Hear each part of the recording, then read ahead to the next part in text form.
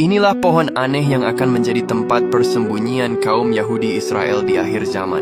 Pohon-pohon ini juga menjadi salah satu tanda semakin dekatnya hari kiamat. Pohon ini namanya adalah pohon Garqad, yaitu sejenis pohon berduri yang banyak ditemui di kawasan Israel.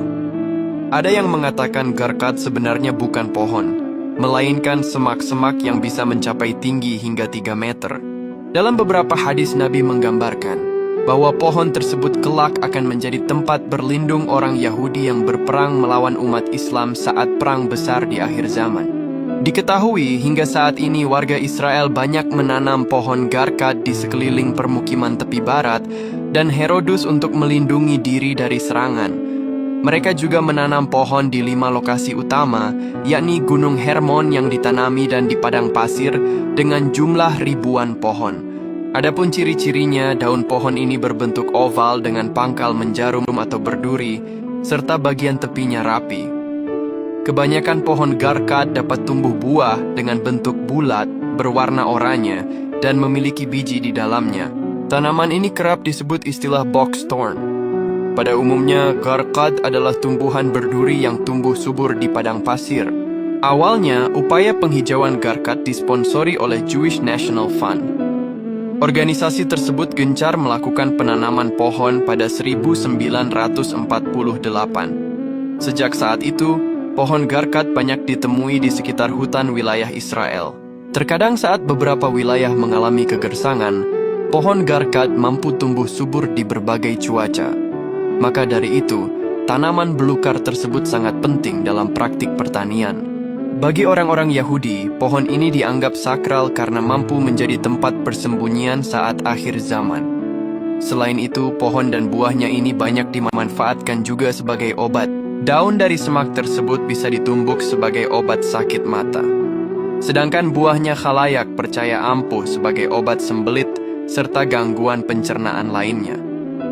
Bukan cuma itu, buahnya ini pakar yakini mempunyai sifat diuretik. Kandungannya mampu membuang kelebihan garam dan air dalam tubuh, sehingga baik bagi penderita hipertensi. Di Israel, budidaya pohon Garqad bahkan sudah berlangsung sebelum negara itu berdiri.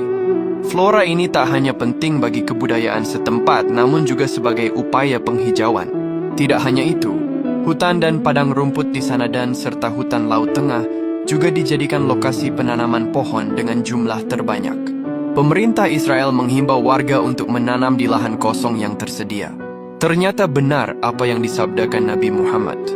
Bila pohon-pohon ini akan banyak tumbuh dan dilestarikan oleh kaum Yahudi Israel. Disebutkan dalam beberapa hadis Nabi Muhammad bahwa pohon Garqad atau juga dijuluki pohon Yahudi ini kelak akan menjadi pelindung bagi umat Yahudi di akhir zaman. Dalam kitab Al-Mujam Al-Wasith disebutkan, tinggi pohon Garqad yaitu antara 1-3 meter dan berduri. Pohon ini juga memiliki ciri-ciri seperti tekstur keras dan mengeluarkan bulu.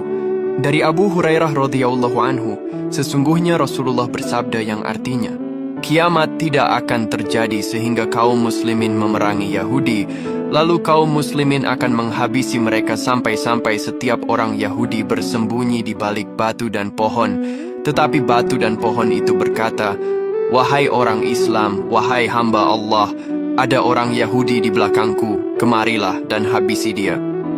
Kecuali pohon Garqad, karena ia adalah pohon Yahudi. Hadis riwayat Muslim.